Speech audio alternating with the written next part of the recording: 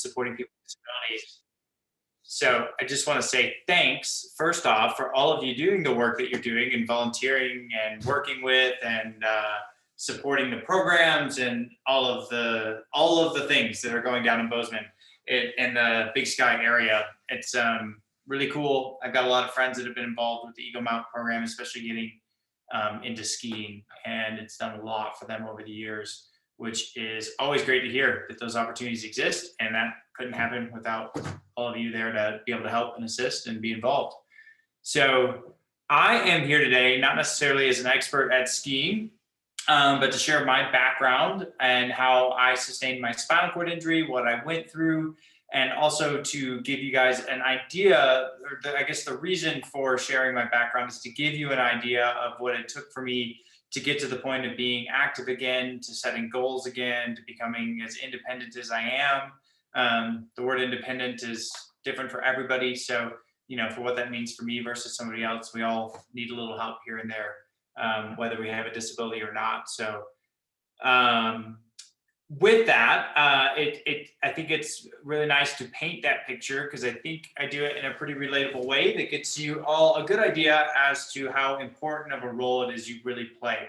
Whether a person with a disability acquired it at some point in their life, or they were born with their disability, whatever it took for them to finally get there and be exposed to whatever form of outdoor recreation, in this case, mostly skiing, it seems like, is sometimes a really big deal. And it's a really big moment and chapter in somebody's life to be finally making those steps and changes to their life to be able to become a little bit more active in the winter. And those experiences can be either some of the best moments that they'll cherish for the rest of their life for what it does to raise the quality of life, or it can be really hard, depending on what the approach is by the volunteers and the staff and the mountain and the accessibility and things like that. So, like I said, I'm not the pro skier coming in to teach you how to do adaptive skiing. I want to share my journey with all of you, and then some of the good and the bad of what I've experienced through other programs around the country.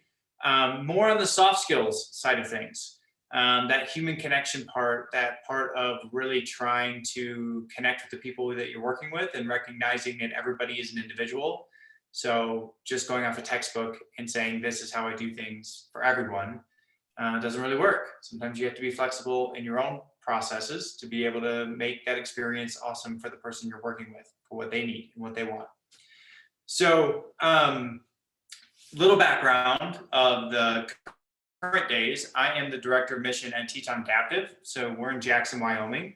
My role at Teton Adaptive is to create new partnerships, to help with some of the fundraising efforts through those partnerships, and also just kind of keep things in check to make sure we're doing things in a way that people with disabilities actually want them to be done, and making sure our partners that help out with our work that we do are also doing things in the way that people would like them to be done. So our model is a little bit different than Eagle Mount, where we partner with already existing entities around town. That could be paragliding or skiing at Jackson Mountain Resort, mountain biking, Via Ferrata, whitewater rafting, number of other different activities throughout the town. We have about 10 or 12 partners where we train the business to be able to support people with disabilities. We train the employees.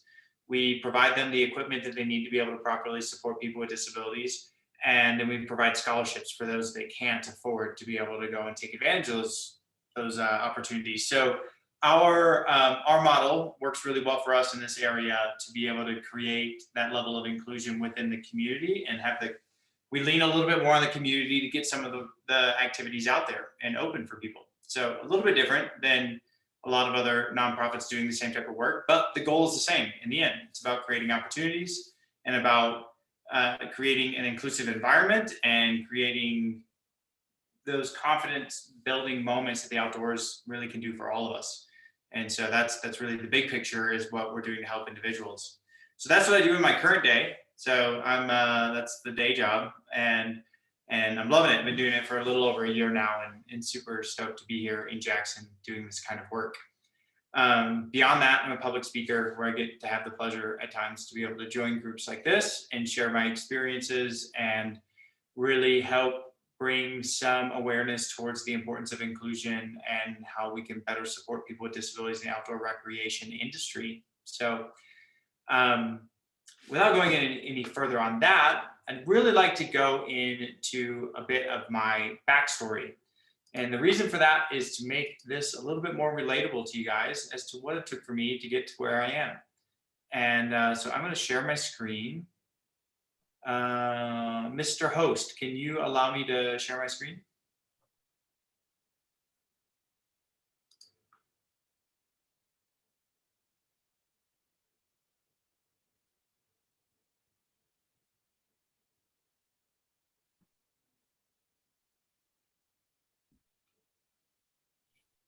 Okay. We love the show. Madman Pool. Yeah, buddy. How's it going? Dude, shredding up here at Big Sky. We got some fresh pow. That's what I hear. Yeah. It's deep. You're making it look good. Neck deep. When you're Yo, sitting. tell Christian to come on up and I'll check out his bike. Me and Rob and Drew. Yeah, I meet with them tomorrow. And so I'm going to chat with them, see if they'll swing up your way. Christian's not with. It's two other dudes. Good work on your trip to, Thanks. Where was it? Tanzania. That was amazing, dude. Yeah, super I cool. loved every minute of it. Yeah, it was a good one. One for the books for sure. Is this working? Is this working for you, Joe? No, it's going to your screen, not my screen.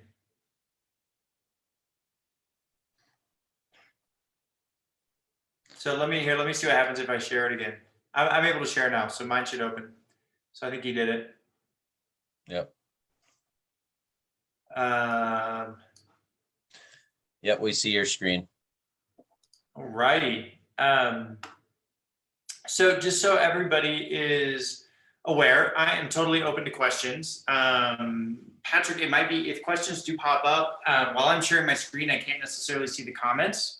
So if you see a question that pops up, feel free to interrupt me. I love questions. I love being able to answer questions people might have.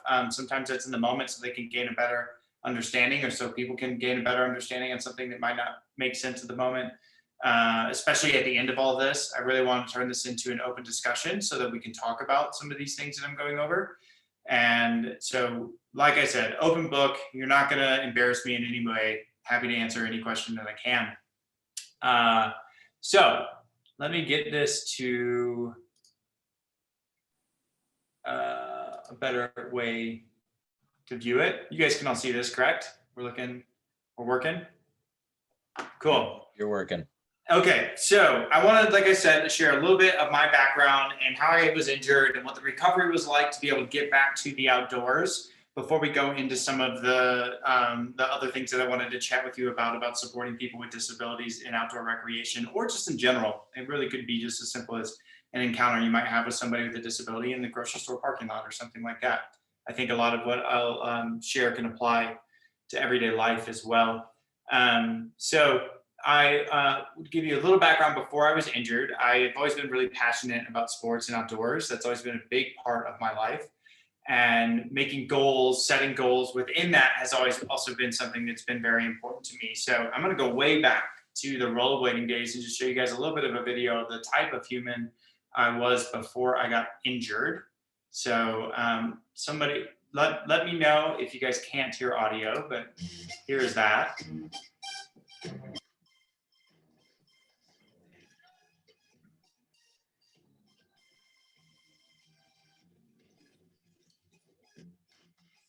Good. Oh.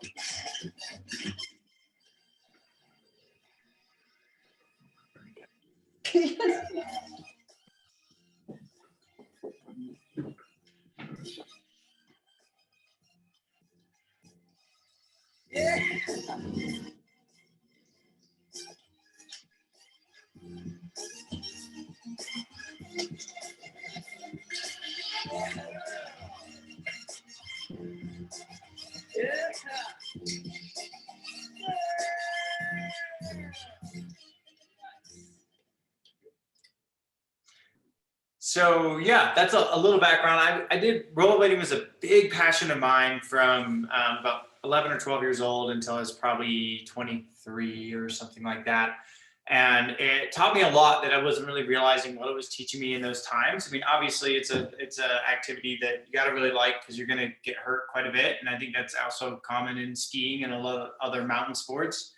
And so you got to have a passion for it. And that passion was something that I really picked up on. And when I started backing off of rollerblading, it was a sport that had me injured a lot. And I started noticing that, I can't do this forever. I wanted to do it for as long as possible, but I can't chase the being a pro thing forever.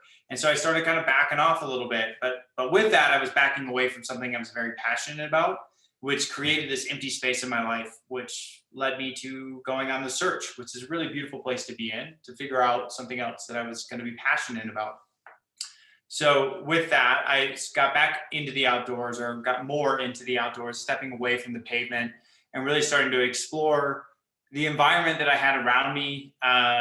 Within that time, I was going through a transition of living in Minneapolis, where I was in a concrete jungle, and making the move out west. So for a few years prior to 2009, I was doing one big trip a year out west to be able to explore the mountains, to do some backcountry camping and fly fishing and that sort of thing.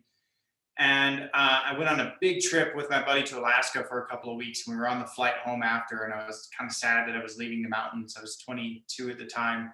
And I just kind of had this aha moment to where it was, instead of saving my money up all year, I would rather, to go on that one trip into the mountains, I'd rather live in the mountains, save up, make the actual move, and then just go home and visit family once a year.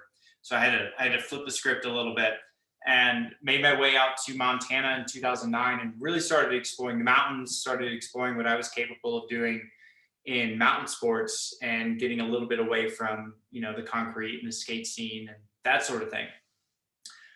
Within that, I got into skydiving around that same time. And skydiving was a stepping stone for me to get into base jumping. That was the goal. And so that was where I started finding passion. I was like, okay, I am getting that same feeling back that I had when I was a rollerblader. I'm waking up every day really motivated to want to train, to want to learn, to want to get better. I was setting goals so that I could get to the point of base jumping. And it kind of just started consuming me, which is what I was looking for. I was looking for something in my life to kind of consume me the way that rollerblading did at one point in my life. And I got out to Montana, and although there was a little bit of skydiving available, there wasn't as much as I thought there would be, like there was around Minneapolis. So I had to kind of get creative. How am I going to get underneath a wing and be getting a lot of practice in to where I can be still working towards that goal of base jumping without having as much airtime using an airplane to get out there? And I learned about a sport called speed flying. Speed flying is a little bit more well known now, but for those that aren't super keen on it or don't understand it as much, speed flying is flying basically a small skydiving parachute, slightly designed differently, but you're able to launch from the top of a flat top of a mountain. So you're not free falling, you're not jumping off a big cliff or a bridge or anything like that, but you are still able to get that flight under a canopy. Now, although there was a lot of things about jumping out of an airplane before you deploy your parachute that you have to learn with base jumping, there's a lot of elements that this was teaching me. One, which was flying the canopy, landing where I need to land, learning weather, learning the winds, learning risk management within mountain sports. So it was teaching me a lot, not everything, but it was giving me a lot. And this truly became my passion. This really, I didn't realize that was going to be a training tool, but it brought that passion back into my life. So this is the line that I flew that day I crashed, and you'll see right here, I'm going to start doing some wing overs. And you kind of see how quickly speed picks up and how fast you descend. So as soon as you start turning any kind of wing like this and putting one end a little bit closer to the earth, you kind of slide out of the air. So your speed picks up quite a bit, and you have to manage that energy when that speed picks up. So what's really interesting about an activity like speed flying, paragliding, base jumping, skydiving, things like that, is there is no pause button with what you're doing. So whatever is going on, whatever you put yourself into, whatever energy you've built up under the wing, weather you've thrown yourself into, no matter what it is, you're in it until you get back to the ground. There's no way to just say, I want to stop right now. And so that was something I really enjoyed about it, because you had to be 100% present within this activity. And the line that I just flew was the same line I flew on the day I crashed. This video was maybe 2 or 3 days before my injury. And I was doing similar maneuvers, only what I was doing was a barrel roll. So if this was the canopy above me and this was below, you're going almost completely over top of it.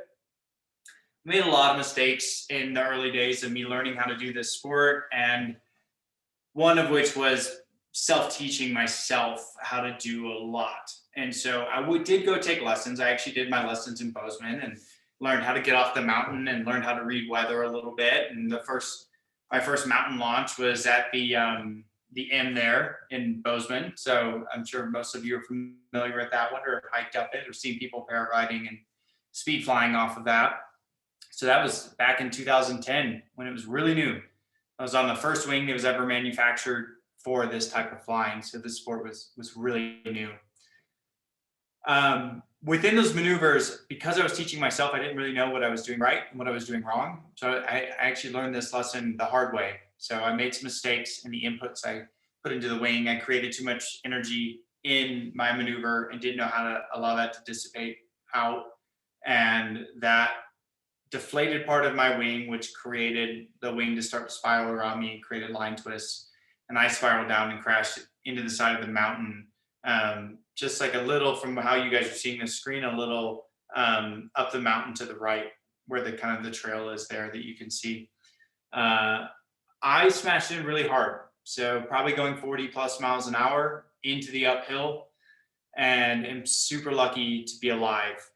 Super lucky there were some people on the mountain to be able to help me out. I was flying alone that day. That was kind of mistake number 2 that I made in that day of flying. Also, weather patterns had changed, and I wasn't experienced enough to really understand what those weather patterns and those changes really meant. So I think with that, every accident that happens, no matter how big or small, we can look at the accident report and usually chase it back to a handful of mistakes that were made that built up to the point of allowing one accident to happen. And mine had a long list of mistakes that I made that created this one incident. But I got really lucky on the day of my injury, where although I was flying alone, there was a few people there that were there to help out, even though they were just there to go on a hike with their friends. And so one of them was a trained EMT. They ran over to me. They called for 911. They got the life flight services, ambulance, and firefighting team all up on the mountain to be able to get to me and get me down the trail and to the helicopter to get over to St. Pat's Hospital. They were so awesome at what they did that they were actually able to get me from the moment the phone call was made. They were able to figure out where to land on the mountain, get me off the mountain, and get me to the ER in about 45 minutes. But before they landed, that's where William Babington, the trained EMT of the group, that's where he had all of his big decisions to make. So he got over to me, assessed my body. I didn't have any blood coming out anywhere. I didn't have any broken bones or anything like that that he could see externally. But he heard breathing, my gurgling coming from my airway. So he could tell that my breathing was a little blocked. So him and his friend, while he held my neck and head as stable as possible, he had his friend slowly remove my helmet so that he could scoop what may or may not be in my mouth, which turned out to be a little blood and some broken teeth and things like that were creating me not being able to get as much air as I needed, which that was probably one of the first moves that saved my life. And he admits that being a really hard decision, because removing a helmet in that traumatic of a situation is usually what you don't want to do. But when someone can't breathe properly, it's the only move. So yeah, helicopter landed. They all got me off the mountain, helped me full of a bunch of medications to get my heart rate stable, to get my blood pressure under control. And I ended up in the ER, where I was starting this new journey that, to be completely honest with all of you, was the biggest fear of mine in my life. But it was one that I didn't expect to actually be in. So this was just a couple days after my injury. You can see I'm elevated in the bed. The next photo, you'll see that I'm in traction. So I've got kind of a horseshoe screwed into each side of my skull. I'm on a ventilator. I'm on all kinds of medications, IVs, things like that.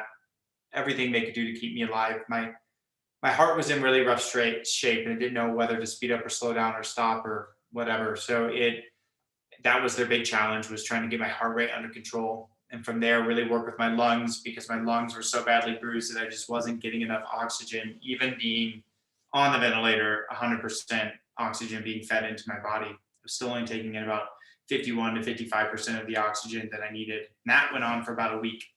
So they were really concerned that if I woke up from the induced coma that they put me into, that I was going to wake up with some severe brain damage. You can see in this next photo, the traction that I was talking about. That's there you can see the rope hanging down the other side of the bed. If I go back to the other photo, you see my feet are lower than my head. So I'm essentially kind of being hung from my skull, if you want to look at it like that, which is stretching out my spine and relieving pressure and hopefully reducing some swelling to minimize the amount of damage that was being done to my spinal cord at the time. I'm awake and aware here, but I don't have any memory of any of this. So I guess I was able to kind of signal with my eyes and blink and that kind of thing that I understood what was going on. But at this point, no memory of any of this, no memory of my accident. And actually, right after this, they put me into an induced coma that lasted what was supposed to be a few days, but it turned into almost a full month. And all of that is a black area of my life that I don't have any memory of. This was my worst nightmare, was having a spinal cord injury. So to give you guys an extent of my injuries, I had badly bruised both my lungs, like I had mentioned, so I wasn't getting enough oxygen. I had 4 broken ribs and a laceration to my liver. My heart was damaged from the impact, so that's why it was struggling to figure out if it should speed up or slow down. I had 8 broken vertebrae throughout my neck and back, and then spinal cord damage at C7 level. So I broke C5, 6, and 7 in my neck, but C7 was a burst fracture, which when they went in for surgery, they had to remove all the pieces of bone. And I never severed my spinal cord or anything like that, but I did have bone pressing in on my spinal cord that created bruising, which is what created the damage that I have to this day. And when I woke up from the coma, I woke up into a whole new life of being diagnosed as an incomplete C7 quadriplegic. So this was something that I didn't even understand at the time, even just the term quadriplegic. I thought that meant that you were paralyzed from your neck down, kind of the Christopher Reeves scenario. And but that's a big misconception in the world. So quadriplegia just means you have impairment in all 4 limbs. So for me, how that affected me, I can back up a little bit and show you guys. I'm paralyzed from the chest down. I have full function in my arms, but I have no function below my chest, no abs, no trunk, no leg function. My hands are affected though. My right hand recovered a lot, so it looks full functioning, although it's a lot weaker. And certain things like opening a Coca-Cola bottle can be really challenging for me, but opening a pickle jar is a lot easier. So the dexterity and the strength isn't there like it used to be. But my left hand was more affected by the injury. So I'm able to open my fingers a little bit, but I can't close my grip at all. So that's where grip solutions are a big deal for my left hand for all the sports and activities that I do. That's usually the number one problem I have to solve, whether it's skiing or biking or whatever sport it might be. I have to usually figure out how to make it work for my left hand. Waking up into this situation, like I said before, was waking up into my biggest nightmare. Having a spinal cord injury was a fear of mine. And in some ways, I feel like I almost manifested it because I thought about it so often when I was out speed flying. I would think about the way you impact things with your butt being exposed to the ground and your spine being exposed to that impact. It's not uncommon to have broken backs and spinal cord injuries in the paragliding and speed flying world. And so I was aware of the risk, afraid of the risk, but enjoyed the hobby, the sport so much that the risk was worth it to me. So my start to getting to life was learning how to breathe and eat again. Those were the 2 first things. So in the beginning, I couldn't swallow. I was swallowing into my lungs. And so I had to sit for about a week eating ice cubes, and just ice cubes that had blue dye on them so that they could, through the trach I had, they could suction out of my lungs to see if there's any blue dye that I was swallowing into my lungs or if it was going into my stomach. It took about a week for me to relearn how to breathe. And this was one of those really interesting moments because the ice cube was the only thing bringing me any kind of relief. I was in quite a bit of pain and I hadn't been breathing on my own. I hadn't had anything to drink or eat for over a month. So my throat was really dry. My mouth was really dry. And ice cubes felt amazing. That cold water, being able to swish that around in my mouth and then swallow that and have that nice cool feeling as it went down my throat. It really meant a lot to me to have that relief in my life at that point. But since I was swallowing into my lungs, I wasn't able to actually swallow anymore until I got it figured out. So I worked with therapists and everything to relearn how to swallow, which is really something worth taking a moment for all of you to try to picture what that means. So not being able to swallow is and then having to relearn it is really challenging, because for most of us it's something we're born with the ability to do. So I would imagine most of you haven't at any point sat in your life and figured out what are the sequence of muscles, which is there's a lot of them, do I need to use to be able to make swallowing food or water possible. So just like think about that for a moment, what that would be like to have to relearn it when nobody can really explain it to you and you can't really even remember how you did it because you've just always been able to do it. This was really hard to try to figure out, and it came through a lot of trial and error. And it was something that when I finally did get it down, it was a big moment of just being able to say that I'll be able to get rid of the feeding tube that was giving me all my nutrition. Because if I can start swallowing again, I can start eating. If I can eat, I'm taking in calories and nutrition. I can start taking care of is the first little bit of independence in my life, being able to eat and swallow again. With that, there was also learning how to breathe. So I mentioned how badly bruised my lungs were. They weren't sure if I was ever going to be able to get off a ventilator and be able to be living on my own and breathing on my own without having to be dependent at all on the ventilator. And that took about a month for me to be able to get to that point. So the way that went down was I was on 100% oxygen, and they would lower it to 95% oxygen. And that would be really uncomfortable to my body at first. And so they do that for a few seconds. It would feel weird, and they'd go back up to 100, and they go back and forth, and eventually get down to 90 to 95, and they go in there. Then they get down to 85. Well, eventually we got down to about what the atmosphere is, which is about 26% oxygen. We're getting closer to that, and it was time to actually take off the trach itself and breathe out of the hole in my throat. So it was all of these, the big goal was get off the ventilator, but they had established all these little goals in between, which was just a really beautiful picture on setting goals in general, right? That's what we're always like, I want to be able to ski independently, and it's like, cool, that's a really sweet goal. But what do we have to learn how to be able to do it? Well, for sit skiing, we got to learn how to transfer in and out of the sit ski. We got to learn the skills to sit ski itself. We got to learn how to get off and on a chairlift. How do you pick yourself up if you fall down on the snow? Obviously, flatter terrain's harder than steeper terrain. So there's a lot of little things that have to be taught for a person to be able to be out there skiing, like how David Poole in this mix skis out on the mountain. And there's something to be said about setting that big goal and having to chop it up into little ones to figure out all the pieces to be able to finally meet that goal. But I had gotten the breathing figured out and the swallowing figured out, and I was having moments of kind of positivity pop into my life by just working through those couple of small things. And then it was time to head back to Minneapolis. So that's where I'm from. That's where my family is. After you sustain something like a spinal cord injury, whenever possible, it's obviously best to be around close friends and family for that level of support to be able to help you get to where you might, are trying to go. And so I was thrown onto this little tiny jet on the inside, and this was a really sad part of my journey because I'd only moved to Montana about a year and a half before this injury. And I fell in love with living in the mountains. I fell in love with living in Montana. I fell in love with the community around me. I was excited to wake up and get after the day every single day. It was the most motivated I've ever been, which then made me the most physically fit I've ever been. I was at the peak of my life, of my able-bodied life, stoked on every part of it.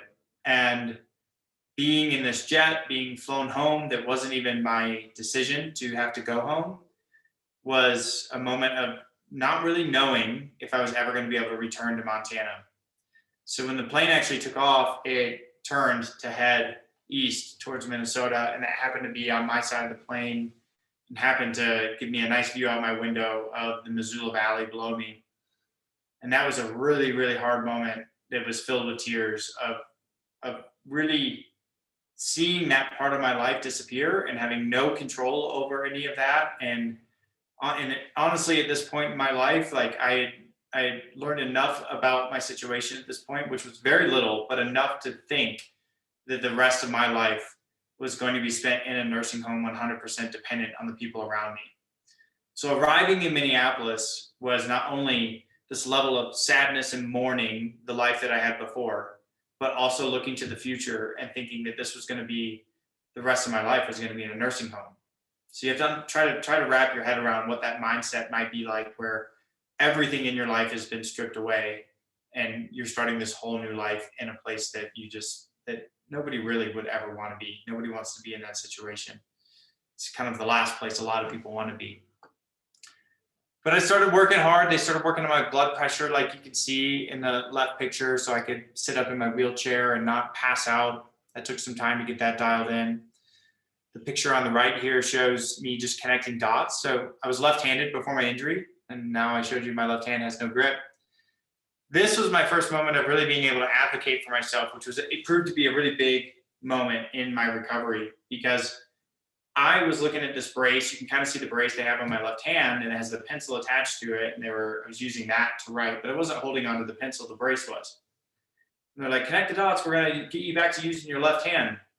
And they were really all super motivated to get my left hand with the brace working, not actually making my left hand work, but using it with the brace. And I kind of had this aha moment where I was like, well, okay, so I have this whole bag. I've got catheters I got to carry around. I've got other things for my spine, my medications, things like that I have to carry around in this backpack.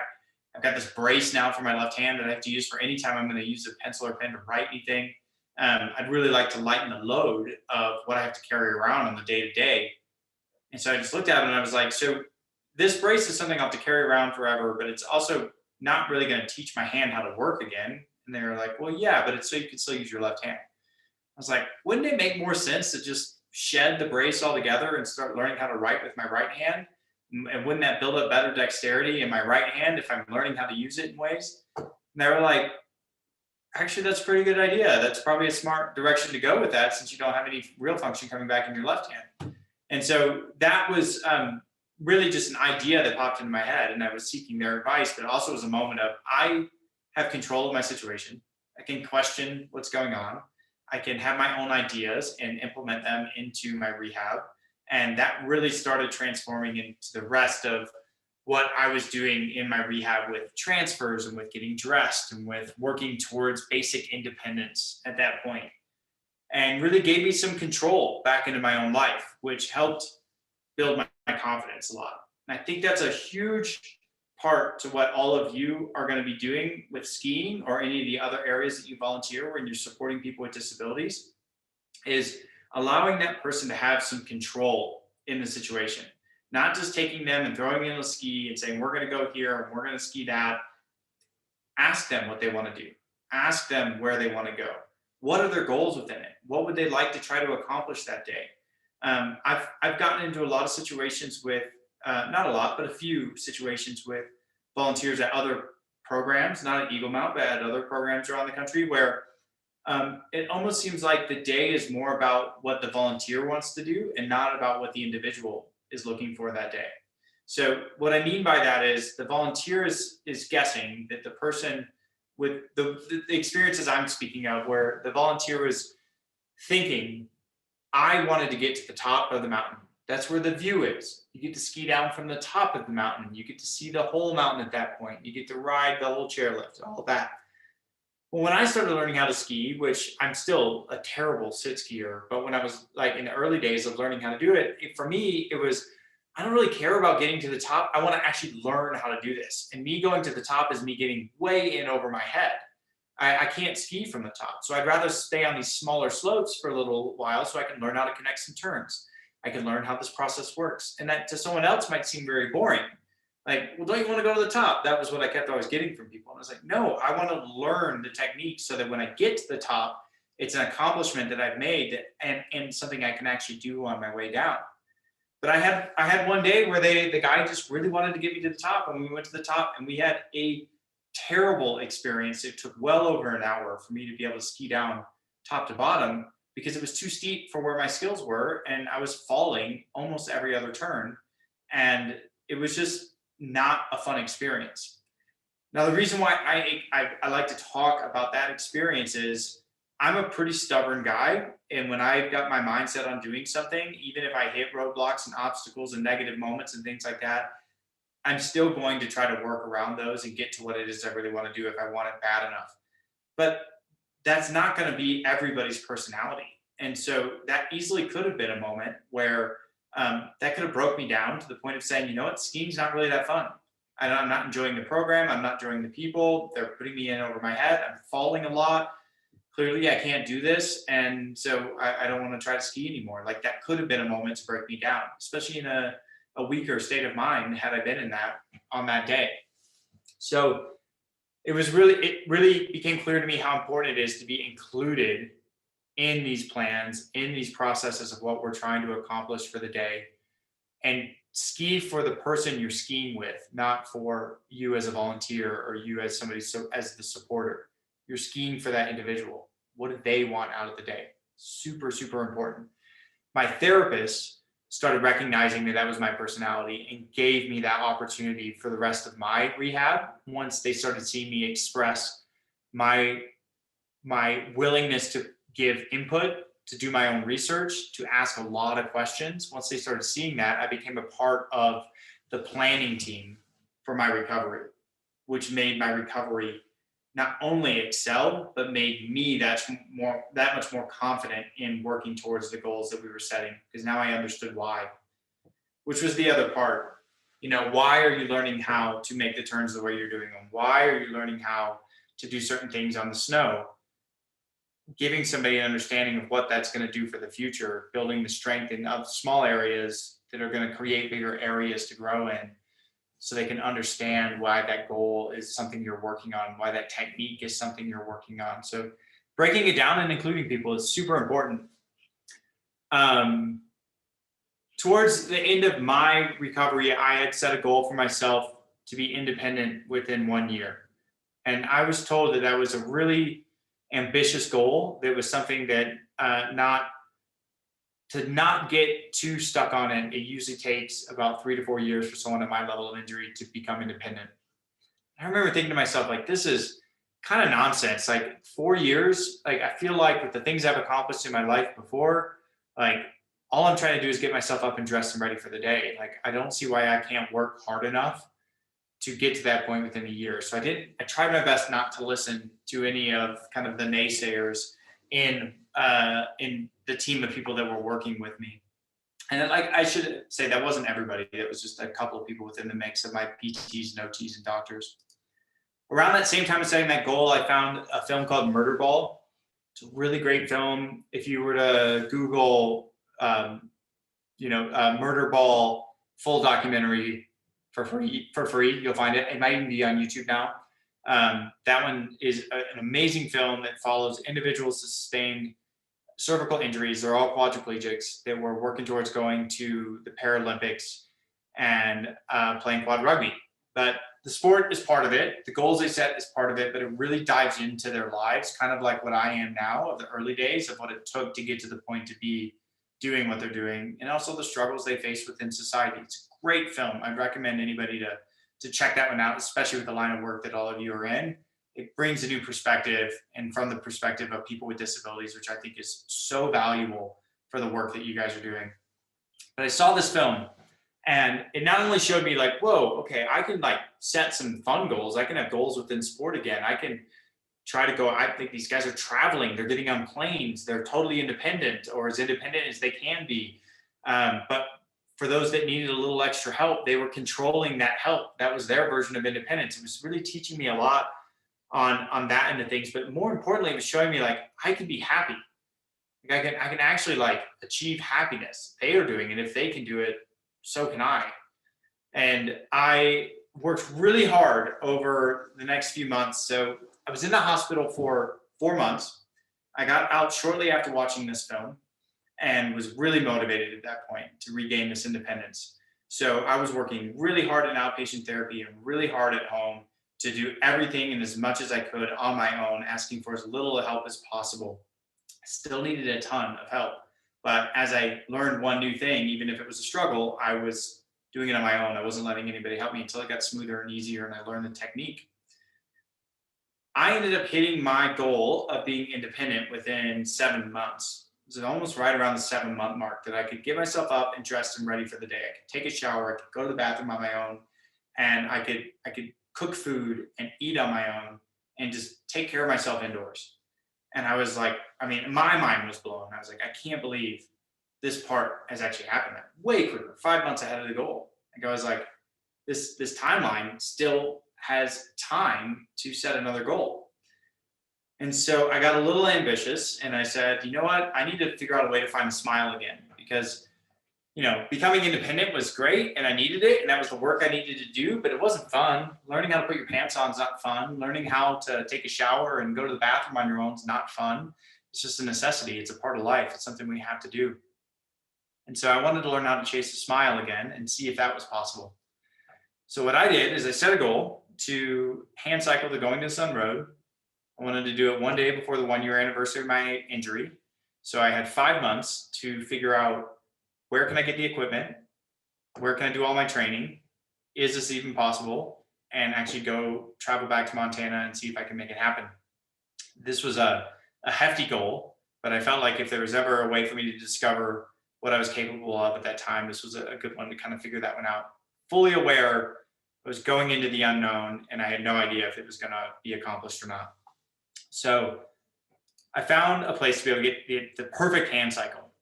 And it's exactly what I had researched. It's exactly what I found. This is the very first time I had ever sat on it. This is 2011 at this point. And I really want to share with you guys my first experience on getting on this, because again, this could have been a moment that would make or break certain people, and why it's so important to really listen and try to understand who a person is, not just who they're showing up that day, but get to know them a little bit. Who were they before they showed up that day?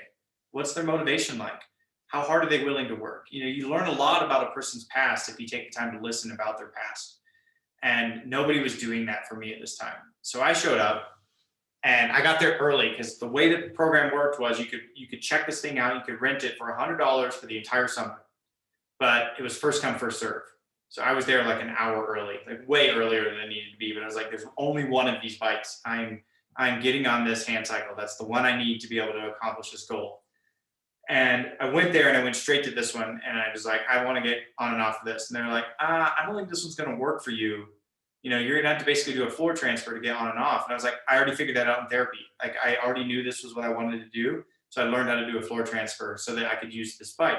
And they're like, yeah, I think it's going to be too hard. Like, I don't think this is going to work for you.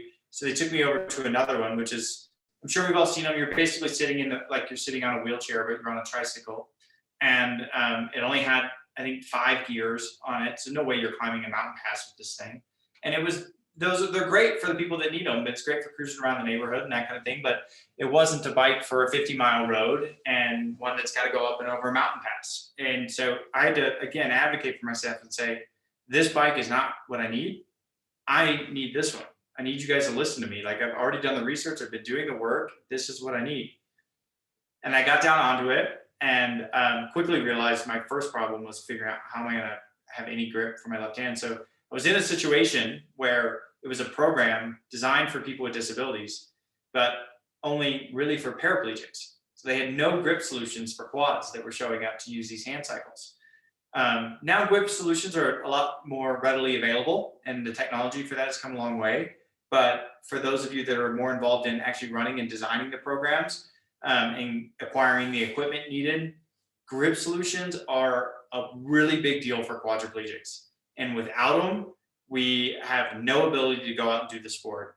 And if all you have is some duct tape and Velcro, that's not actually solving the problem.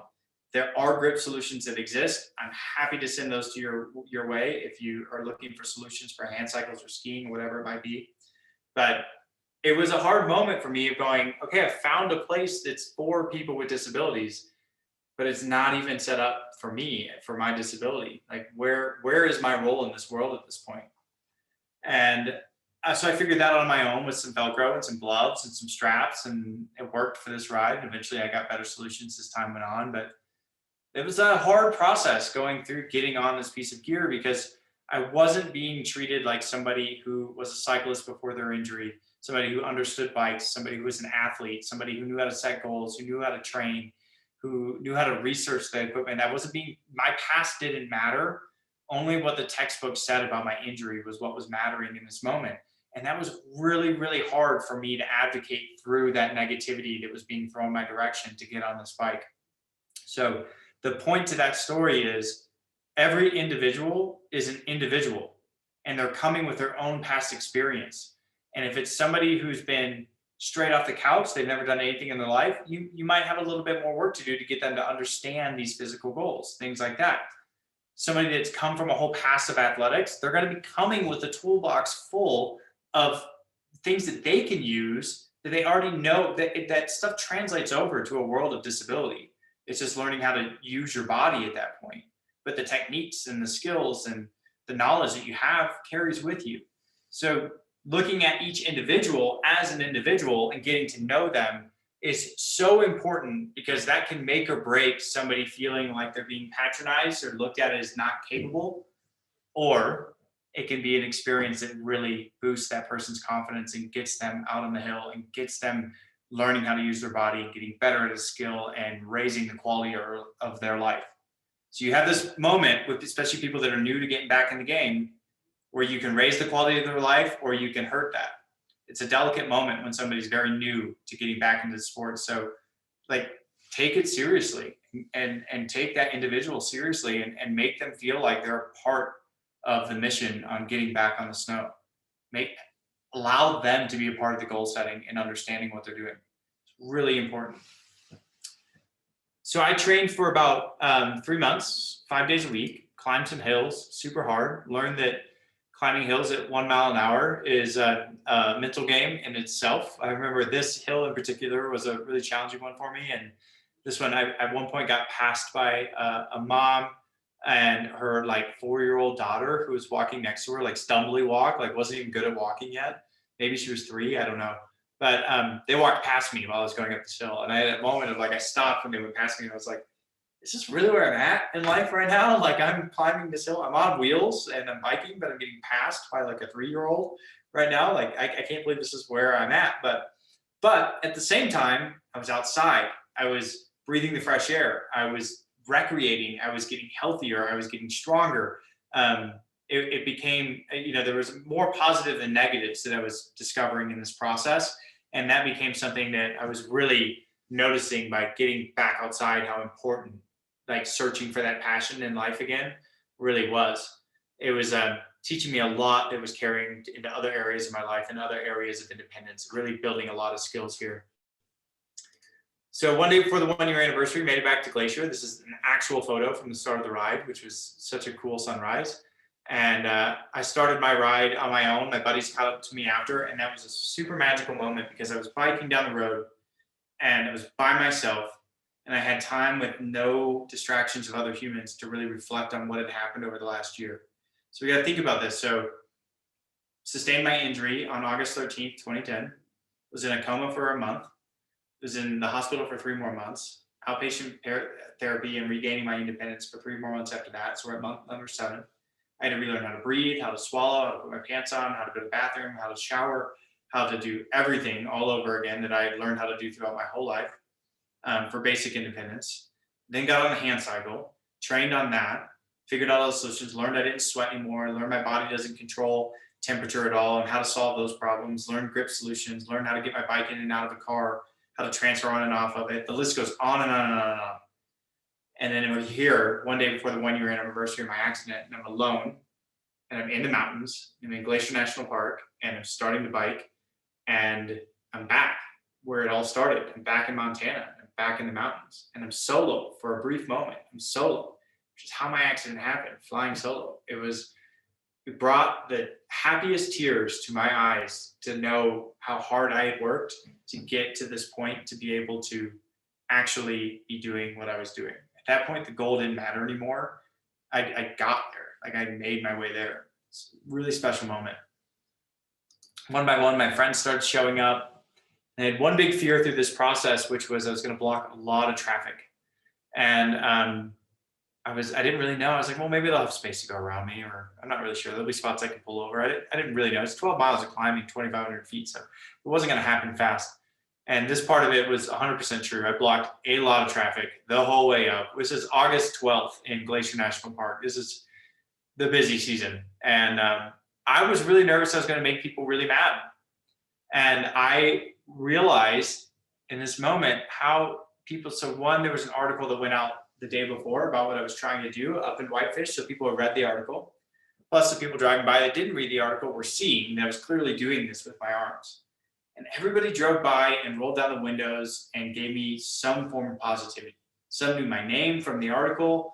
Like they were, it's really funny. A lot of them were saying you're almost there. Don't ever say that to somebody doing like a big race or a big anything, a marathon, whatever, even if they're at the 1 mile left mark. Like the closer you are, the harder things are getting. You're never close until you're done. So that was the funny one that I picked up on was like, I'm not almost there. I've got like 3 more miles and I'm going 2 miles an hour. I've got a lot of time under my belt here still.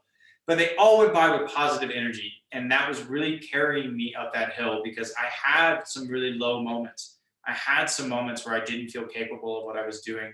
And had somebody thrown negative energy at me at that moment, that might have been a moment where I said, you know what, they're right. I can't really do this. Like I need to get off the road. I'm blocking all this traffic. I'm ruining these people's day. Nobody had any negative energy like that. It became really clear to me how important the energy we put out there is for not only ourselves, but for the people around us. So if we're throwing out positive energy, we're feeding ourselves with that as well, but we're also putting that into the world and we're lifting everybody up around us. It's really, really important. It's something that I strive to do the best I can on a daily.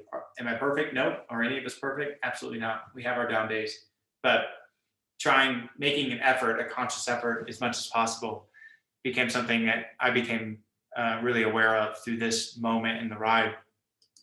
So the biggest lesson for me that I felt was endless progression can be achieved with an open mind, hard work, and a positive attitude. The open mind part was one where I realized, you know what, I might need help. I need different adaptions. I got to be creative. How am I going to get the funding to get the equipment that's really expensive? I do need other people to support me in ways that I've never had to be supported before. I do need volunteers from programs to help pick me up off the snow so that I can keep going and not wear myself out while learning to ski, just trying to pick myself up. I need that support. I had to be open-minded to accept that and accept that help and accept all the other changes and adaptations that I was having to make in my life. Obviously, hard work is something that we all recognize. If you want a big goal to happen, you've got to put in the time, the energy, got to be focused and disciplined. And I just explained the positive attitude part. We need it. Carries us along, and all of you as volunteers bringing that to the hill every day is going to really enhance somebody's experience, no matter how bad of a day you're having. Going back to what I said earlier, you're there to help somebody else. You're there for them to ski, not for you to ski. And bringing that energy that's going to bring that stoke and that fuel and fire that somebody might need to get out on the hill and have a really good time, even if they might be having a bad day that day, or especially if they're having a bad day that day. Super important. So all of that came to about 3 years later, being able to do a lot of things that I didn't think I was going to be able to do. So here's the last video I'll share with you guys, and then we'll jump into a few other things and some Q&A with all of you.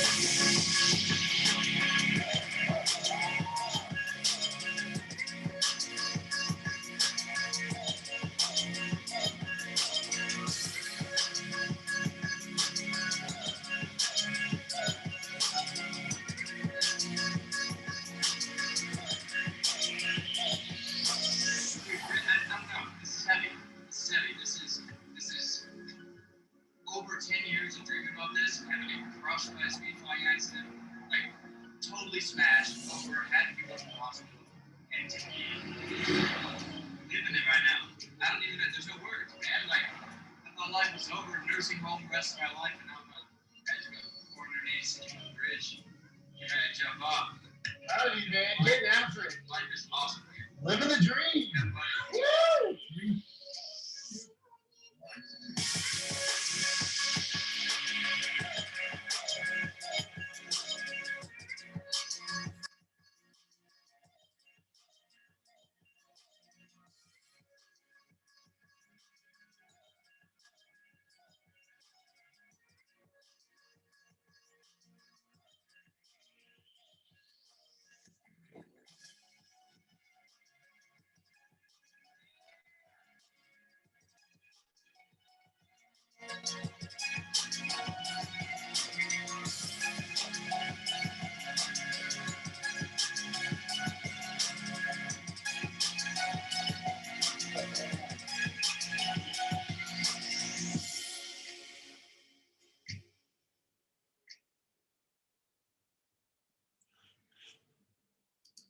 Let's see, I'm gonna stop sharing the screen at this point.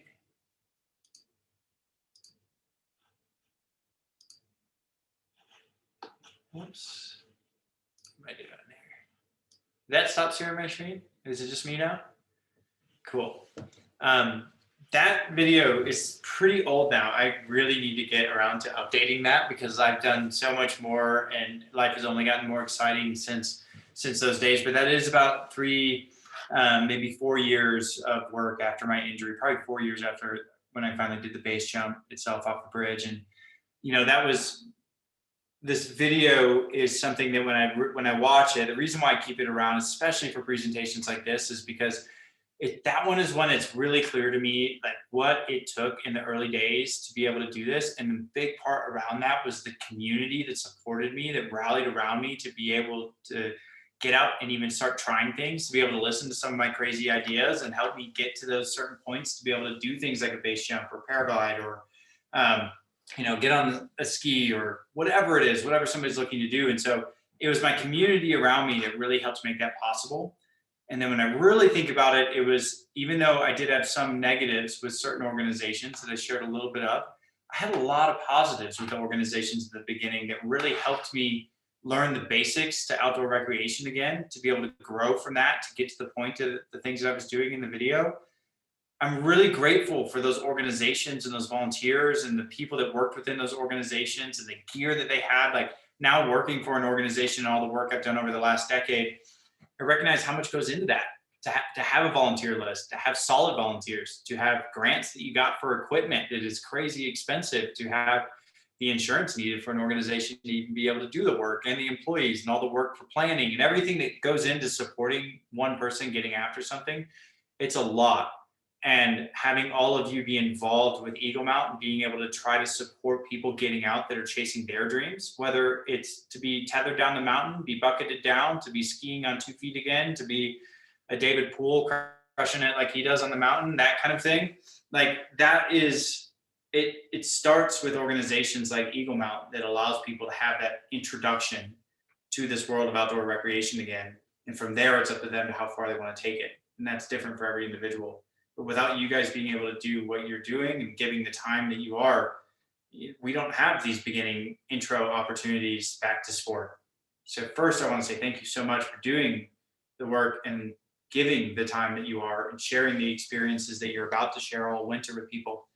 It means a lot to the disability community. But there are some certain parts of that I think is really important to talk about, and then we'll jump right into questions. But I think learning a little bit about how to help people is really important. So helping is something that most of us want to do. We like helping. It feels good to help people. So if you say, hey, can I give you a hand with that? And they say, yeah, sure. The next move, listen. How do they want to be helped? Listen to what they want. I get a lot of people that will come up to me and they'll say, hey, can I help you with your wheelchair to get up in that truck? And maybe it's a day where I'm a little extra tired. And I'm like, sure, I'll take a hand. That'd be great. And it actually goes in this way, and they don't listen to a word I'm saying, and they're throwing it in their own way. And I'm like, whoa, slow down. You're not listening to what I'm saying. Like, it has to go in a certain way. So when I get to where I'm going, I can actually get this wheelchair out of my truck. Like now you're not helping me because you weren't listening to the instructions that I was giving you. Or, hey, can I help you with that? No, I'm all good. I do this every day. This is like, no big deal. I got this. And they're like, no, I can help you. It's not a big deal. And I'm like, totally get it. I appreciate it, but I'm good. I don't need your help. I don't need it. Like, no, seriously, like I'm able-bodied, I could like pick this chair up easier for you. It looks really hard for you. And I'm like, listen, you don't know how it goes in my truck. You don't know what I need. You're not listening to the fact that I'm saying I don't need help right now. You're not even listening to me. It's now more about you helping than it is about me needing help. And so hopefully that makes sense to my point of what I'm trying to make is if you are helping somebody, listen to what they need and how they want to be helped. That is super, super important. My first time skiing was the opposite of that. And it was kind of a nightmare. So transferring onto the piece of equipment, I was like, I've got the transfer, I don't need any help. And they started grabbing my elbow and my legs and things like that to try to get me over into the ski. And I was like, you guys are gonna make me fall. I just told you, I've got the transfer down. And I got your high level spinal cord injury. We always help. I'm like, cool. I'm glad that you help other people. I don't need help. I just told you, like, you're gonna make me fall right now. Like that's where it's gonna get bad. And so then it came down to the grip issue. And they were like, well, what do you think you need for your left hand? And I was like, here's what I need. I need something that's very stable. And they had one thin Velcro strap. And we're like, we'll just wrap this around your hand. And I was like, that's not going to work. I've been there, done that. It's got to be something pretty sturdy. It's going to take one bump and the ski's going to be off my hand. So can we problem solve? This is before like active hands existed, which I'm sure you guys have and things like that. And so I wasn't being listened to based on my experience getting to the hill at that point. And they were just like, let's just get out there. We got to get some skiing in. And it became clear. I'm like, who are we skiing for today? Are we skiing for me to learn how to ski, or are we skiing so that you can get on the hill and have your free pass for the season? It seemed more like the second of that, And so being listened to when I need help is the best way somebody can help me. And it's quite the opposite when people don't listen. And it actually gets in the way. It makes life harder. The other part I want to talk about is just some of like the disability language. So like the safest bet you can make is just stick with people first language. So it's a person with a disability, not a disabled person. The majority of the community, not across the board, and so sometimes you might have to adjust, but the majority of the community is pretty okay with the word disabled, right? And so, but not most people aren't super like fond of handicapped or crippled or GIMP or some of the other ones, which I'm sure none of you are using anyway. But handicapped is one that's still thrown around quite a bit. That most people don't really like that terminology. A person with a disability.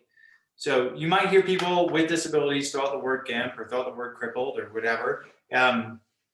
Best way I like to explain that is it's kind of like the N word in the Black community. We've re-owned that word. It's a negative word and was for a long time to say crippled or say GIMP or something like that. People with disabilities have kind of owned that word. And so you'll hear me say it a lot, like, like a bunch of us cripples going out here to go skiing. It's not really the word for any of you to use without a disability. It's really like, it's just part of the community. So you might hear it, but it doesn't mean that it's the language we want from everyone else. It's just within our own little culture. So person with a disability, if you stick with that, it's going to be a rare day you offend somebody if you just stick with that. It's the safest bet. People first language is super important, I think, for programs like this especially. And then lastly, before we go into questions, is just really not assuming what somebody's capable of doing. So I'm sure a lot of you have volunteered for a lot of years and you've seen a lot of people with a lot of different disabilities, and you've probably learned that you could have two people with very similar disabilities and one does more and one does less. And that's just like able-bodied people. You can have two able-bodied people standing next to each other and one person's sending Corbett's Couloir at Jackson Hole Mountain Resort and the other person can barely get down the bunny hill. Like some people are more athletic. Some people can take their situation and their skills to further distances and can do more with it. And other people, maybe they're not athletic enough. Maybe they don't want that enough. Maybe they don't want to push it that hard or risk getting hurt, whatever the reasons are.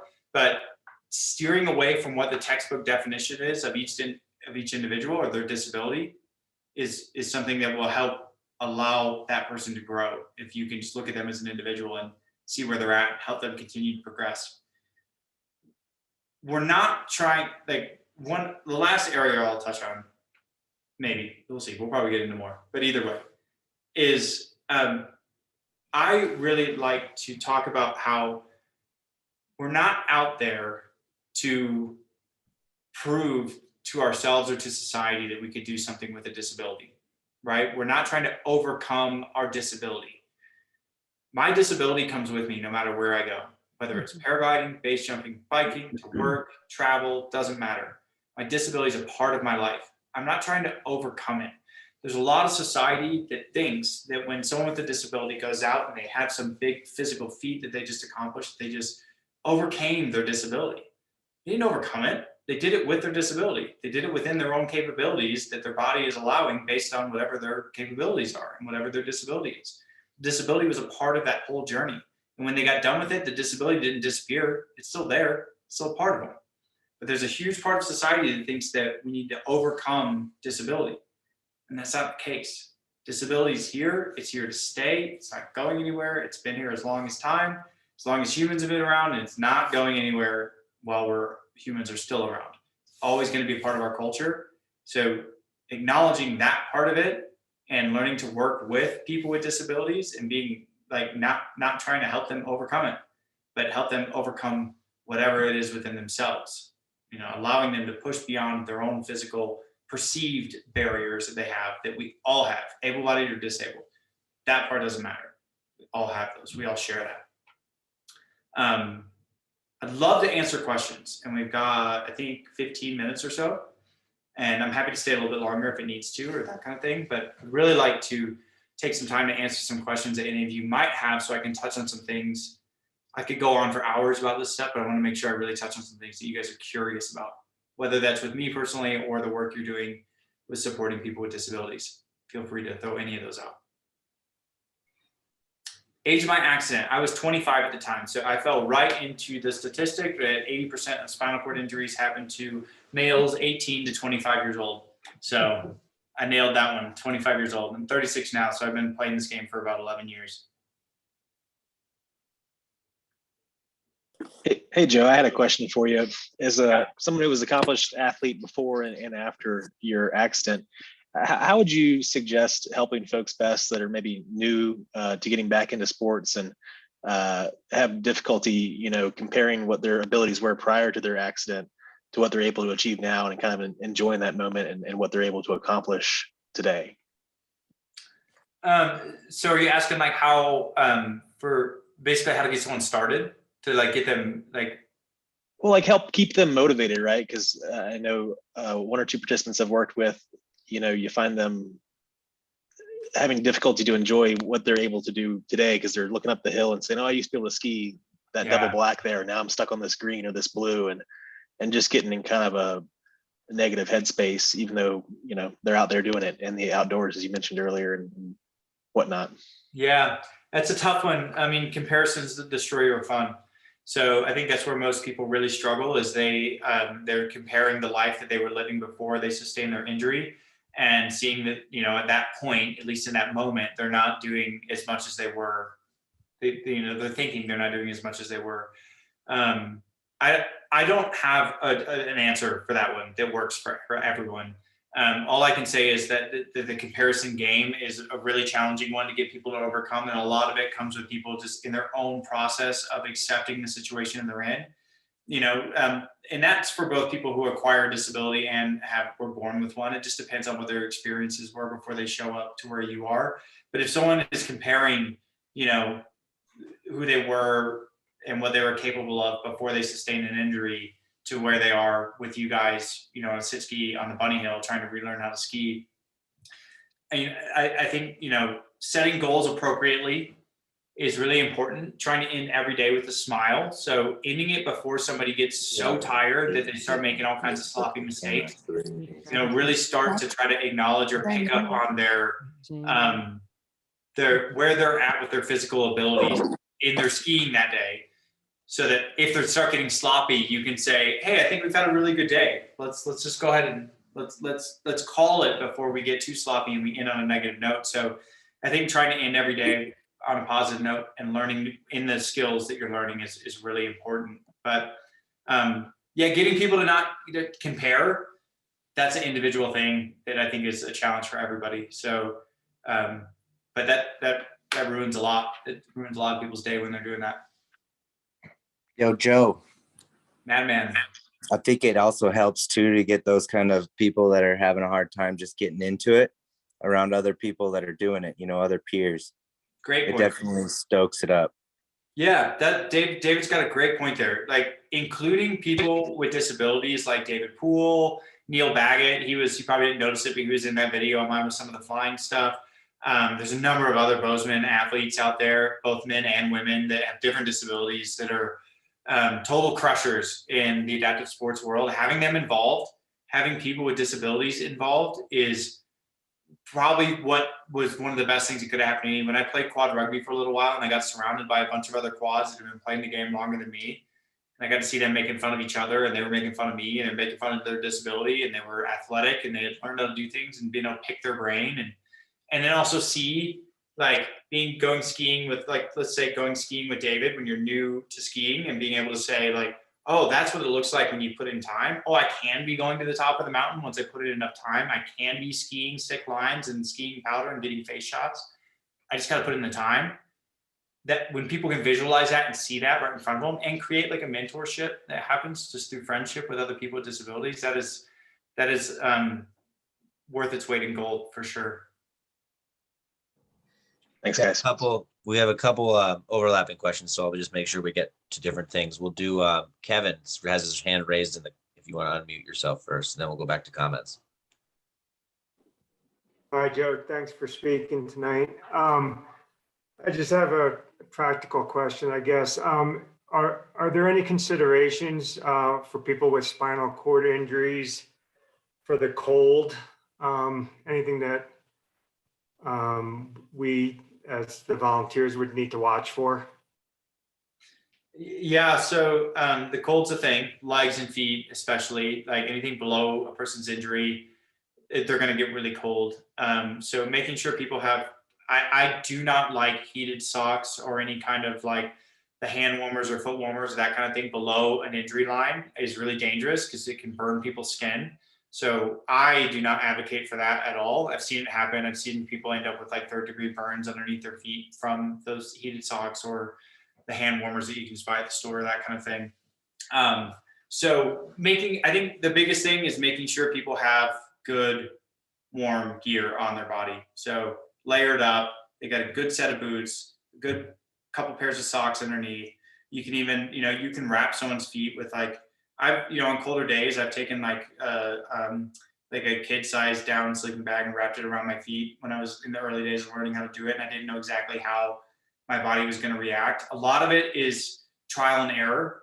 So if you got somebody new to being out in the cold and exposing themselves to colder environments for a long time, don't go out for 8 hours. Go out for an hour or two and then take a break. One, they're going to be super tired anyway because it's really hard to learn. But like go in, maybe check their feet, have them check themselves over, make sure they're right, make sure they don't have frostbite or something like that. But I think in the process with the spinal cord injury, no matter what it is, it's trial and error in the beginning. And the main thing is checking your skin after. So also letting people know that when they go home, like to hop on their bed and pull their pants down and look at their skin, look at their butt, look underneath their thighs, every area that had pressure against the sit ski and that sort of thing. Was there anything that created a red mark? And is that red mark going away, or did that turn into a pressure sore? Like those are all really important things for people to learn how to do, because they're going to be sitting on something that's not their wheelchair, something new, maybe not as much padding that they're used to. So both with the cold and with pressure sore issues that could come up, it's trial and error, and people just need to spend, I think, less time in the beginning out there to make sure their body can handle what's going on and they're not keep developing a pressure sore from not having proper padding. Because you can fix all of that if you know it's an issue. You can add more padding somewhere if you know an issue is being caused or red skin is showing up after they get done skiing. You can adjust that stuff. But if you go too long, that's where you might have frostbite, or you might have a pressure sore that's going to last for a couple months or something like that. So starts with anybody new. I like starting slow. Slow game is really good to make sure your skin's good, to make sure everything's set up properly for you and you have the proper gear on, and then start extending time more and more as they get more comfortable in their own skin in that environment. Thank you. Bridger in the chat box asked, do you have any guidance when working with younger under 18 persons with disabilities?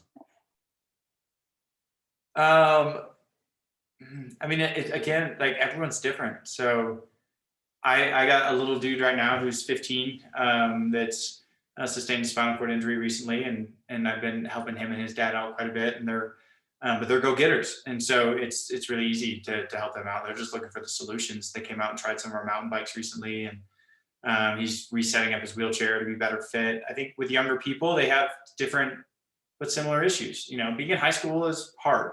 Being in middle school is really hard, with or without a disability, and you sustain an injury in the middle of all of that, and it's going to get a lot harder. So, you know, I think sometimes recognizing you're an adult and, you know, you're not cool to like a 12 or 15-year-old or something like that might be the case.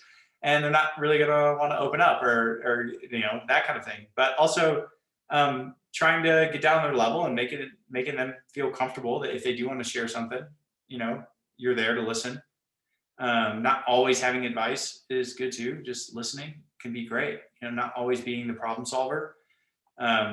If someone comes to you with advice or with a problem and you always have a solution, sometimes that's annoying. Sometimes people just want a day that sucks and they want someone to say like, that sucks. So I think reading their energy and where they're at in their own life and where they're at in the recovery, everyone's different. You just have to, that's the listening skills that come into play, and doing your best to read the energy that they're putting out there. That will hope, you know, trust your gut on that one. Because yeah, the listening skills are really important in especially in those kind of moments with people. Some of these don't really have like a direct answer, as you can tell. Like I mean, we're working with humans and we're all super complicated.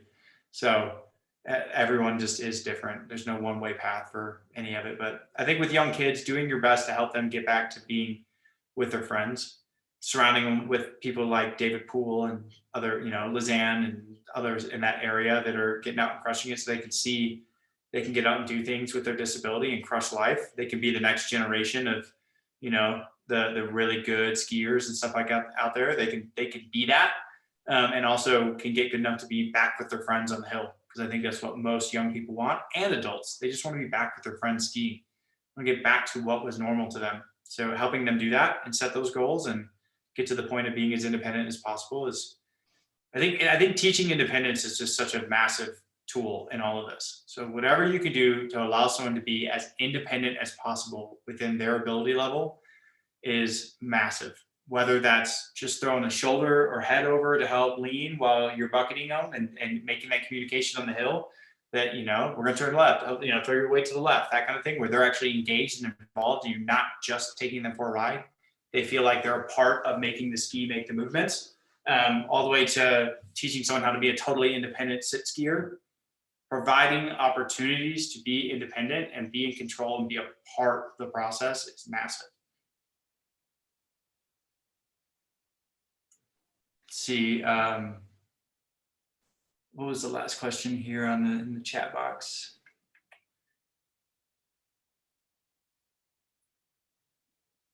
Is it okay to say we are impressed?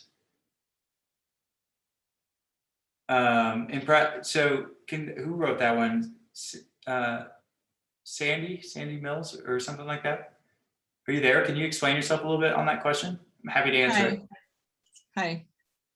Am I up? Yeah, totally hear you. Okay. You know, Vasu was always talking about, you know, basically he would say that he hated it when people said they were impressed by what he does. And I mean, I'm impressed by anybody that are completely able-bodied that does what he does. And so I never really thought about it, but I don't want to say anything wrong.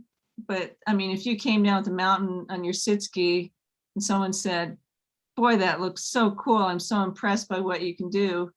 Well, we assume there was some huge journey from an accident or an illness or whatever to getting up on the ski hill and skiing down. That's impressive, but I don't want to use the wrong language. Yeah, well, so, and I'm with Vasu on that one. So the reason why, maybe I can articulate this a little bit. Thank you.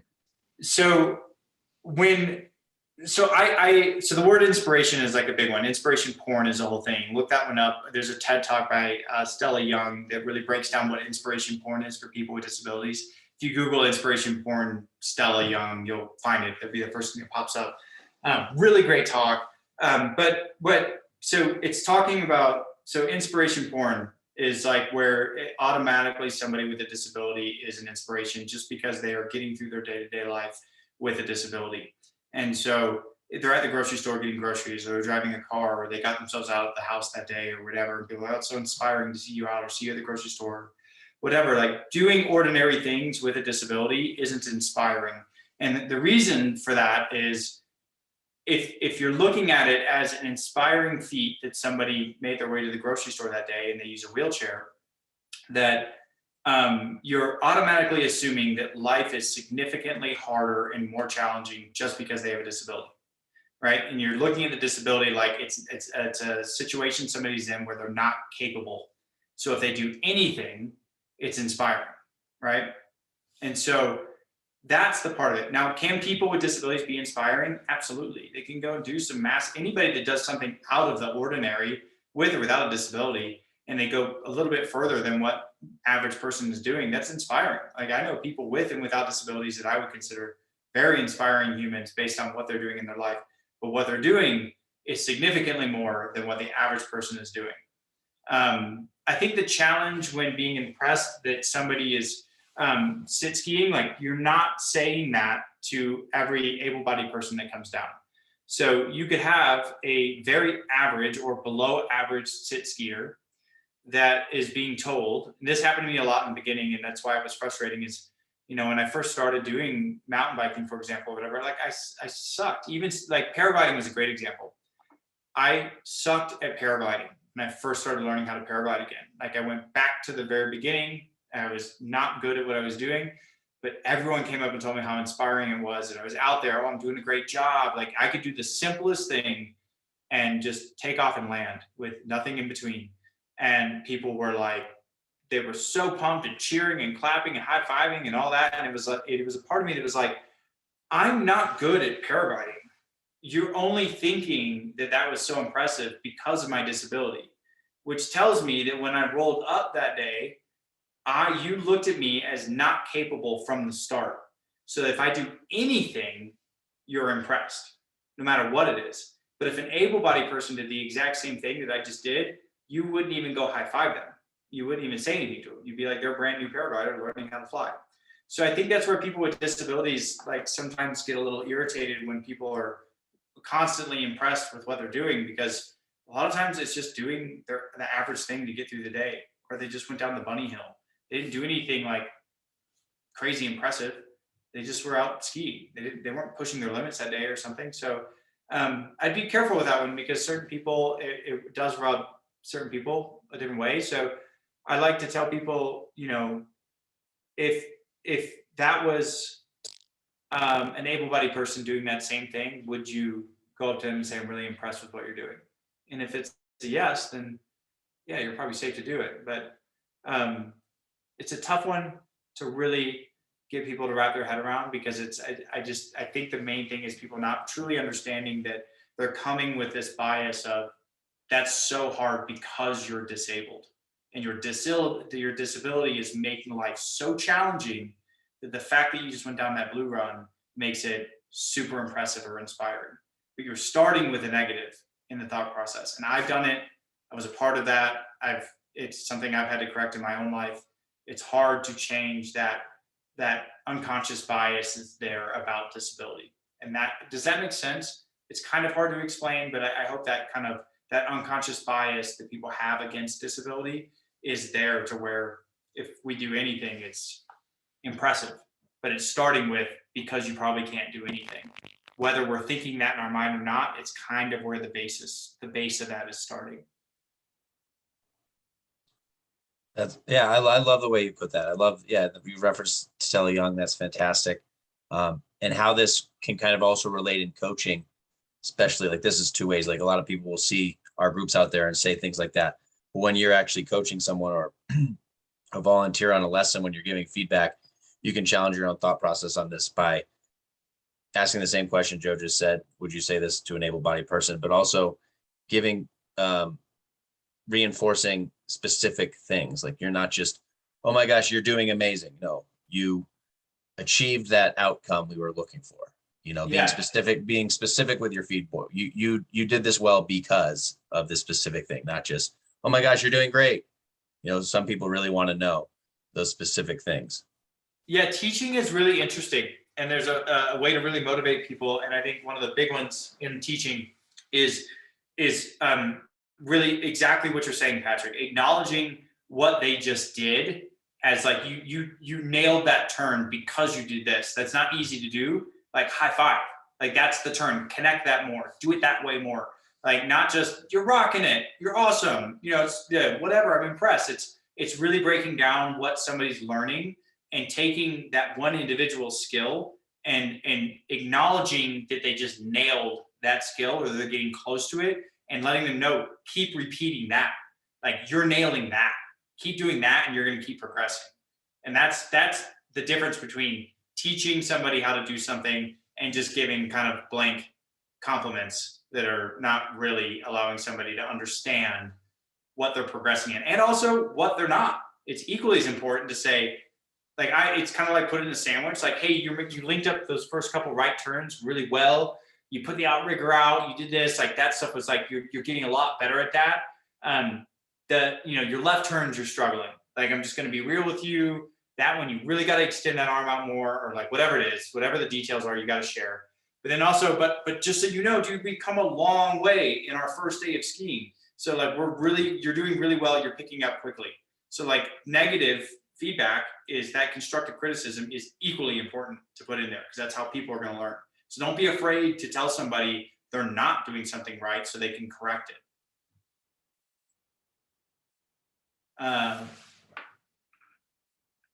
Let's see, what else do we have in here? Okay, we got the Stella Young talk in there. Would it help if I told you?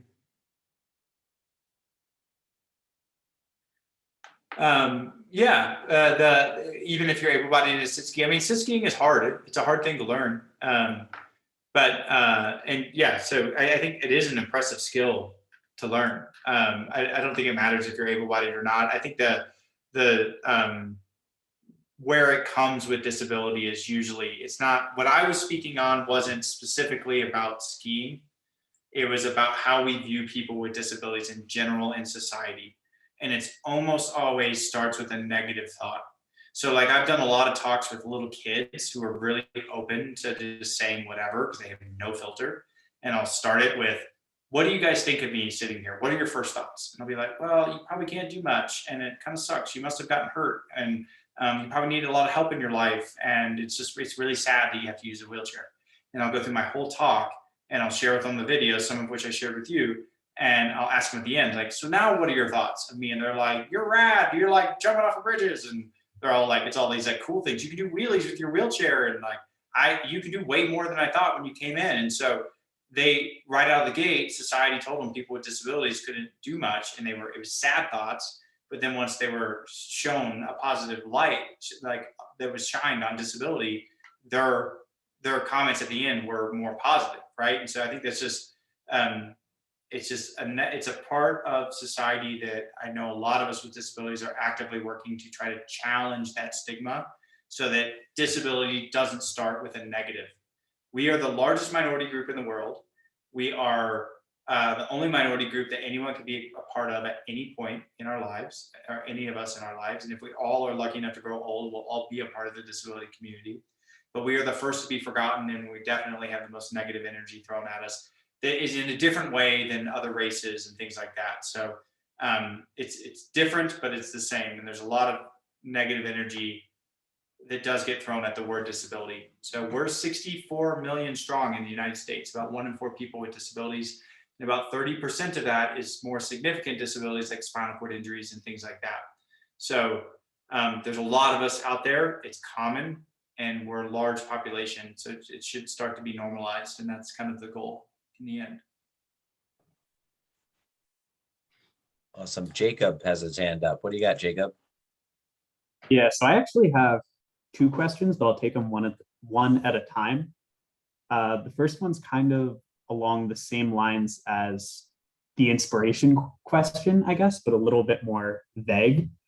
Kind of throughout the talk, I've just realized a lot of things that I personally would think to say that in complete ignorance might be detrimental to pushing a lesson along or helping a person that I'm working and volunteering with.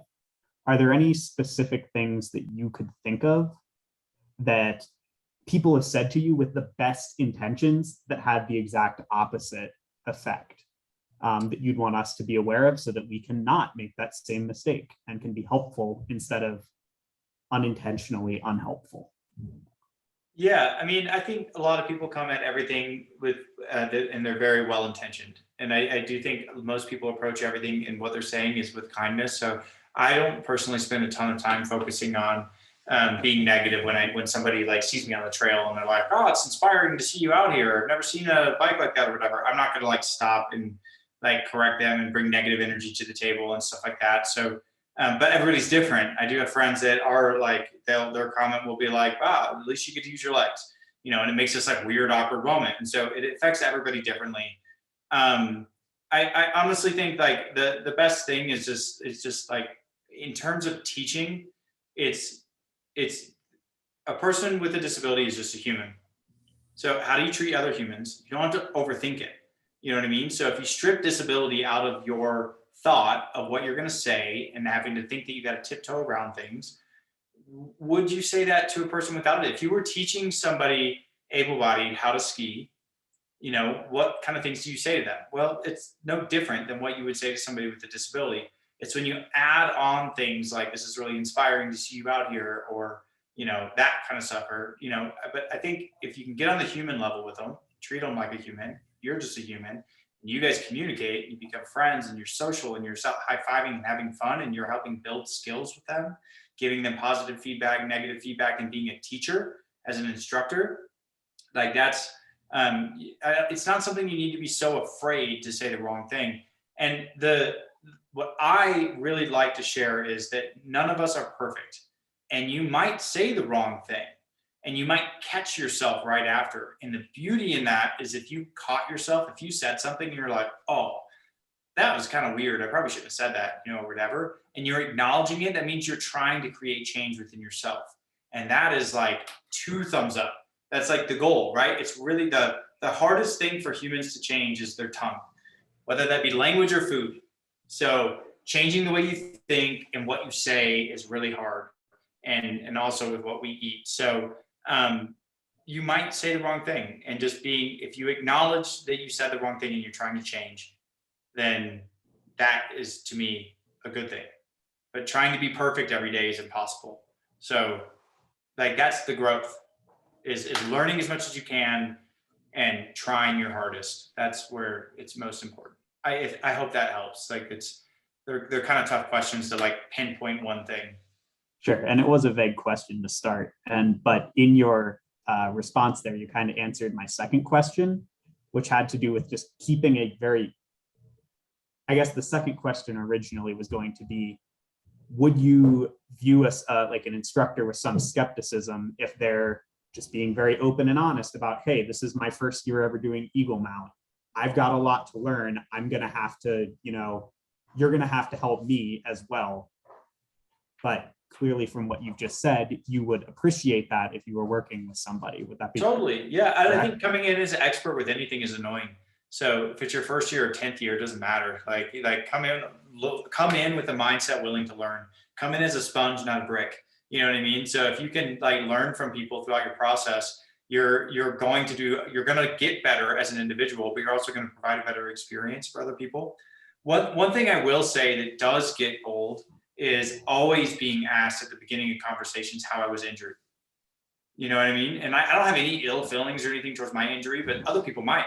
Other people's experiences might have been like a very traumatic like experience that they don't want to talk about and they don't want to bring up, and they're just trying to ski. So that's where like the getting to know somebody doesn't start with, hey man, my name's Joe. what's up, Travis? Like, how'd you get hurt, man? You know, like let that one unfold on its own. You don't have to ask everybody how they got hurt. It actually really doesn't matter in what you're doing unless they have some weird fears or something like that that's holding them back because let's say they got injured skiing or something.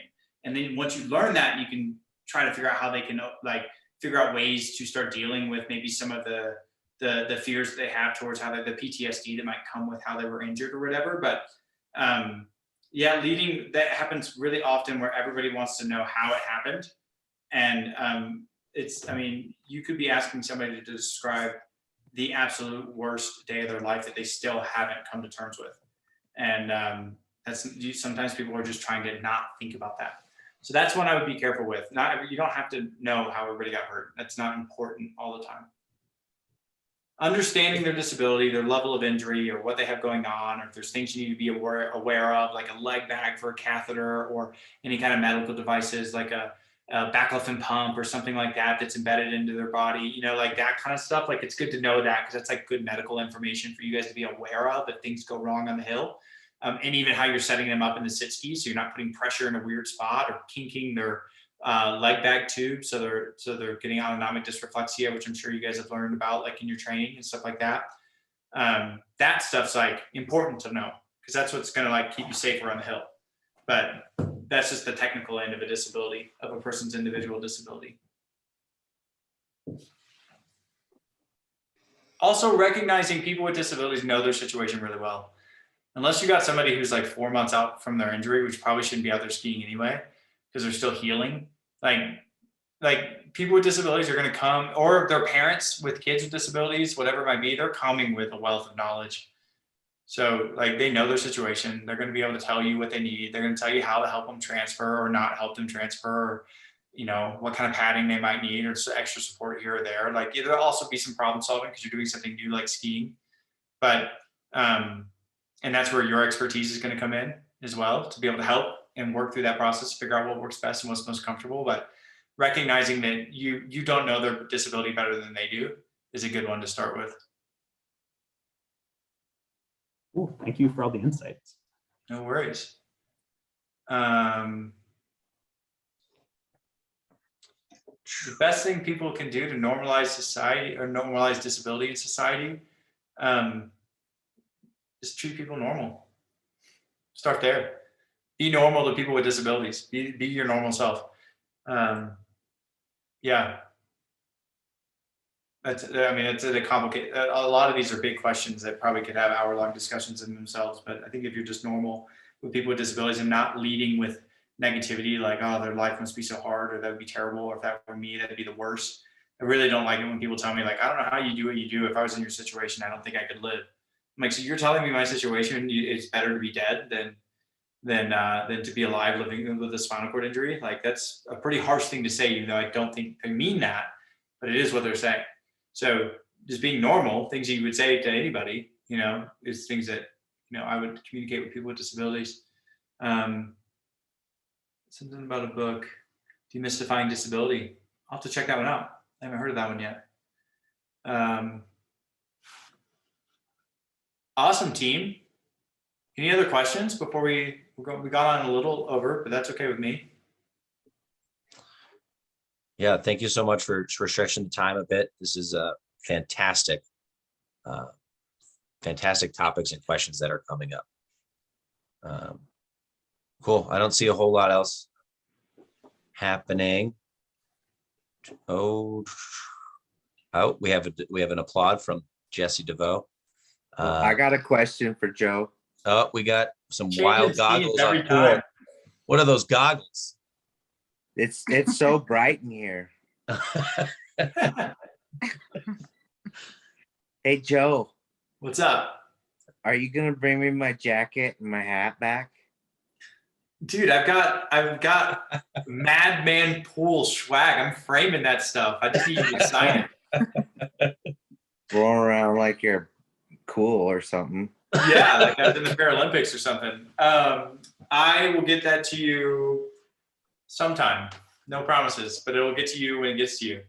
All I right. actually have to go to the post office in the next day or two to get some stuff. I from thought here. you said you were coming to Bozeman to hang out. I was, but then things came up. Oh, Sorry. well, I still love you. I love you too.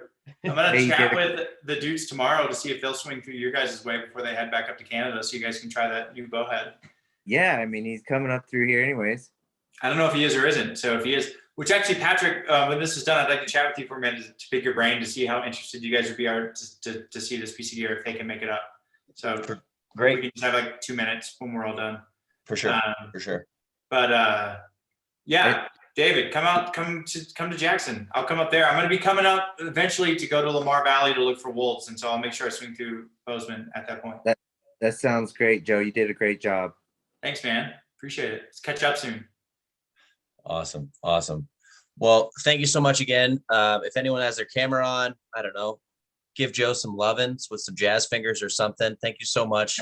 Great insights for the coming season. Get these things fresh in the mind, really thoughtful topics, and we're really appreciative you're here. Oh, people are turning on their videos to give the love. Nice. Love it. Thanks, everybody. Excellent. Oh, yeah. I scroll through it. See you all. Wonderful. Awesome. Yeah. Patrick or Sarah, can I ask a really quick logistics question? Yeah. Yes. Who's speaking? Absolutely. Sorry, this is Katie. Katie, what's shaking? Just Sarah, where do we need to meet this Saturday for on snow training? Because Big Sky is big. Yeah, I just put it in the chat box. We sent everybody an email today with details and locations and what to bring. So if you didn't get that in an email today, text me or call me or email me and we'll give you the scoop. What clinic are you signed up for? I don't want to take away from Joe, so just we can talk about this tomorrow too. I can email you. Thank you, Sarah. You Yeah, bet. if people have training questions or scheduling questions or anything like that, hit up snowsports@eaglemount.org. Put it in the chat. Can I just add one thing to everything that Joe said? Yeah. It's not just with Eagle Mount. This is everywhere, you know. This is life. As long as we can advocate for the disabled, we'll all get along. So I want to add to that, actually. Thank you, David, for bringing that up. Advocacy is like a tool that we need allies for. And so if you see things on the mountain at Big Sky or wherever that aren't accessible to people with disabilities, that don't work for sit-ski buckets, or like whatever, as an organization, as an individual, as a volunteer, as a participant, as a person with a disability, we all need to be advocating to make sure things have universal design involved so that we're all welcome to go. So I'm not super familiar with Big Sky and I can't speak to anything specifically, but there are certain mountains that don't have lifts that support, ski buckets and things like that. And so advocating to make sure that people with disabilities have access to all of that and not assuming that one lift is going to too gnarly a terrain or something. So no one with a disability is going to be up there anyway. Then they probably are. And if you follow any of like the newest and the best of the generations right now, like they're doing insane stuff on sit skis. They're really, really good. And so being an advocate and an ally for us as volunteers out there to make sure that that mountain is as accessible as it can be. There's available parking for people with disabilities. There's no obstacles. There's minimal obstacles as possible is like straight to all of our hearts. So being that ally is huge in helping us out. David, thanks for bringing that up. I meant to say that earlier and I forgot. You're spot on. Can't hear you, but I assumed you were saying something good. I was saying I got your back, bro. Yeah, you got me. Great. Well, that's a fantastic point to kind of close out the evening. Can't wait to see everyone in person. Lots of adventures to be had. If anything comes up, we want to be here for you and reach out. So from us and the staff, thank you so much. Any of the other staff want to throw something in before we say goodbye? Thanks so much, Joe. Really appreciate all your insight. I think such value for all of our team out there that's helping with Eagle Mount. Thanks. I appreciate you saying that. It's my pleasure to be here. So thank you all for having me. Great. Bye, y'all. Good night, everybody. See ya. Thanks for doing that, man. Thank you. That was a good one. Thanks, Joe, Patrick, Sarah, everybody. It's awesome. Bye, Jody. Thank you. Bye.